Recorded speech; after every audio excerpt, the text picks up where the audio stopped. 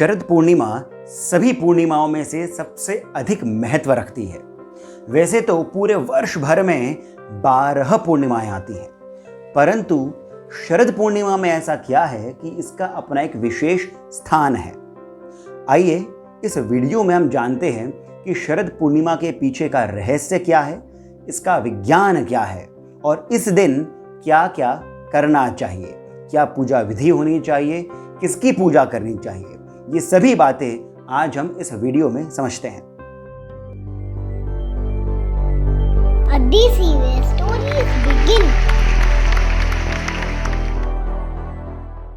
हम सभी इस बात को जानते हैं कि ये जो पूरी सृष्टि चलायमान है, ये जो गतिशील है, इसकी जो कंटिन्यूटी है, ये सूर्य और चंद्रमा की गति के कारण ही है। इन्हीं दोनों की ऊर्जा के कारण है। यही दोनों दिन के समय और रात्रि के समय अपने प्रकाश को पूरी पृथ्वी पर प्रकाशित करते हैं और इन्हीं की ऊर्जा को लेकर के हम सभी जीव जंतु, मनुष्य, पेड़ पौधे, पशु पक्षी सभी अपने जीवन का निर्वहन करते हैं। परंतु ये किस प्रकार होता है, इसी बात का उल्लेख लिंग पुराण में और प्रश्नोपनिषद में बहुत ही सुंदरता के साथ और विस्तृत प्रकार से बताया गया है। लिंग पुराण में आता है कि सूर्य प्रतिदिन अपनी एक विशेष किरण, जिसका नाम है सुषुम्ना, उसी एक विशेष किरण के द्वारा चंद्रमा को विकसित करता है। यानी सूर्य अपनी ऊर्जा, अपना प्रकाश दे करके चंद्रमा का विकास करता है जब तक चंद्रमा अपने पूर्णत्व को प्राप्त नहीं कर लेता, यानी कि पूर्णिमा तक। अब देखिए कि ये कितना लॉजिकल है, कितना साइंटिफिक है।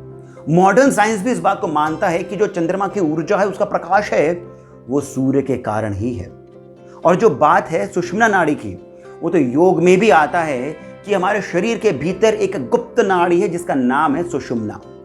इसी सुषुम्ना नाड़ी के द्वारा हम कुंडलिनी शक्ति, जो कि ब्रह्मांडीय शक्ति है, उसको अपने शरीर के भीतर जागृत कर सकते हैं। इसलिए कहा गया है यत पिंडे तत् ब्रह्मांडे, अर्थात जो कुछ हमारे शरीर के भीतर है वही सब ब्रह्मांड में भी है।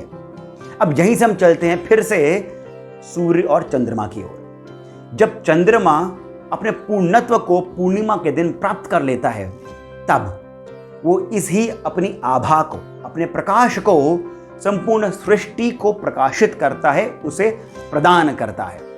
और यही ऊर्जा जो चंद्रमा को सूर्य से मिली है, इसी ऊर्जा को चंद्रमा बदल करके अमृत में बदल देता है।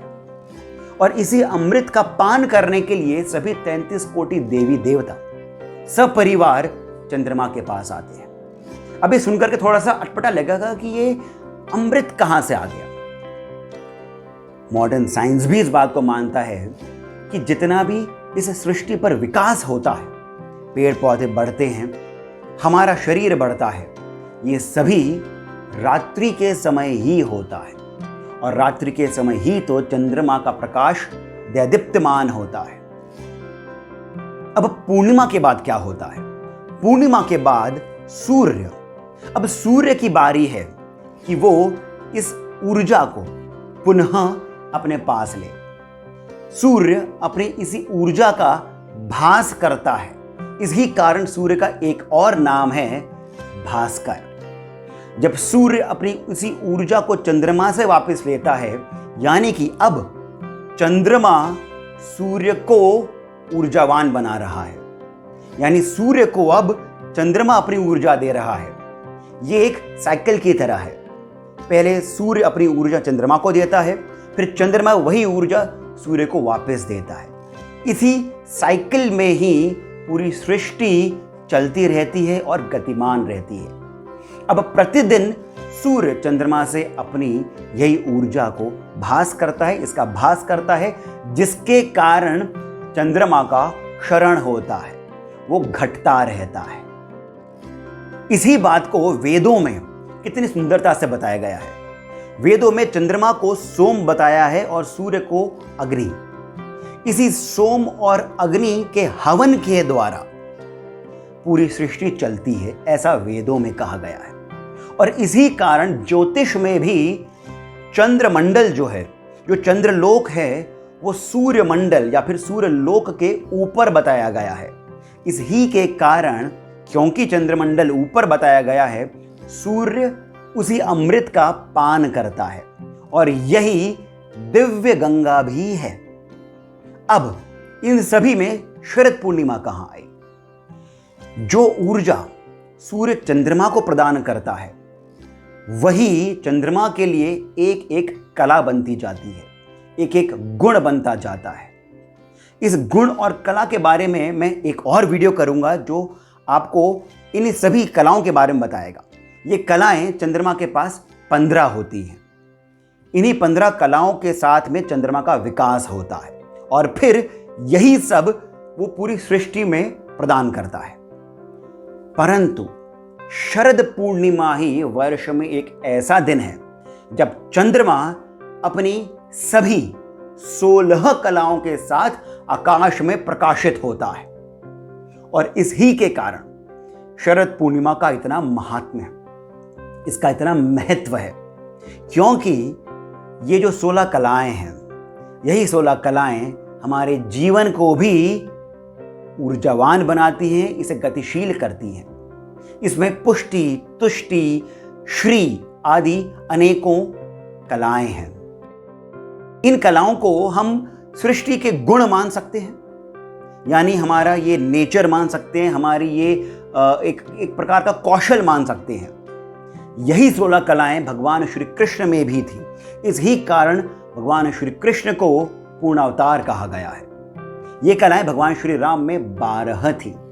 12 इसलिए थी क्योंकि वो सूर्य वंश के थे, भगवान श्री कृष्ण चंद्र वंश के थे, इसी कारण उनमें सभी 16 कलाएं थीं।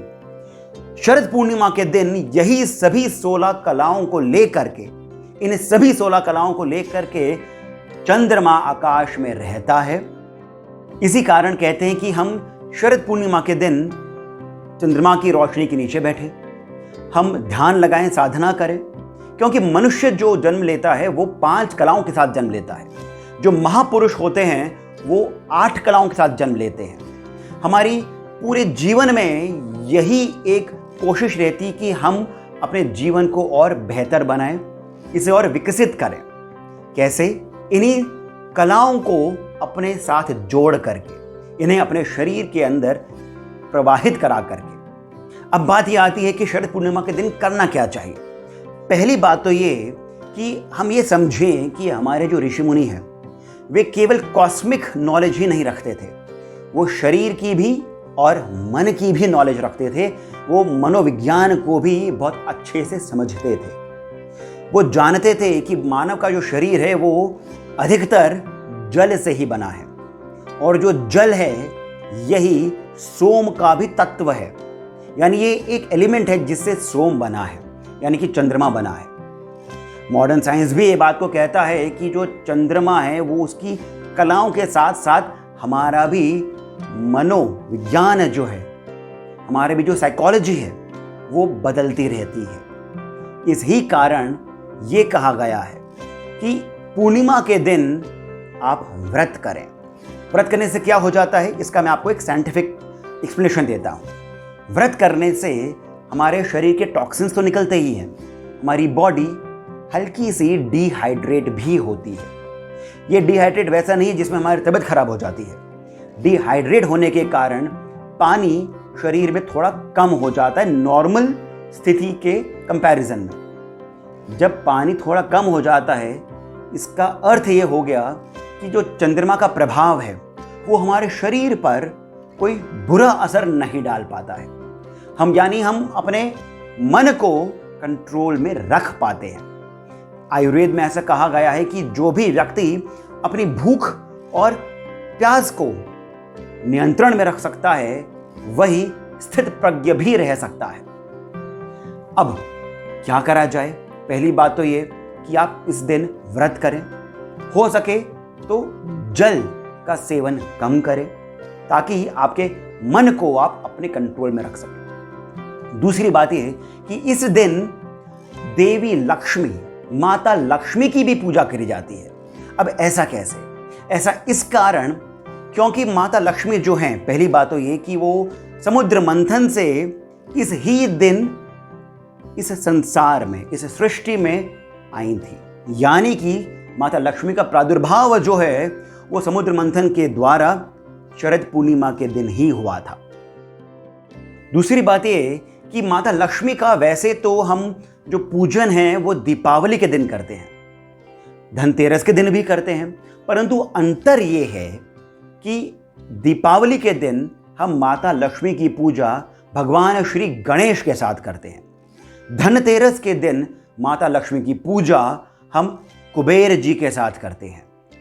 और यूं तो पूर्णिमा में हम भगवान विष्णु का ही ध्यान करते हैं, परंतु शरद पूर्णिमा ही एक ऐसा दिन है जब भगवान विष्णु के साथ साथ हम माता लक्ष्मी की भी पूजा करते हैं। यानी लक्ष्मी जी की पूजा इस दिन भगवान विष्णु के साथ होती है।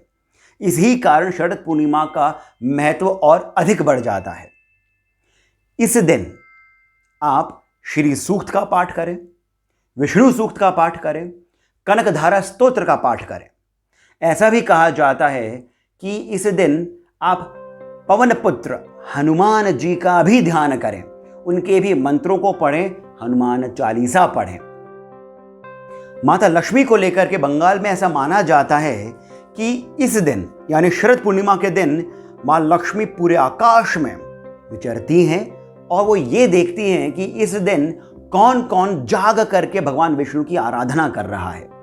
जो भी आराधना कर रहा होता है, रात को जाग रहा होता है, भजन कर रहा होता है, उसे माँ लक्ष्मी धन धान्य से संपन्न कर देती हैं। इसी कारण बंगाल में शरद पूर्णिमा को कोजागरी पूर्णिमा के नाम से भी जाना जाता है।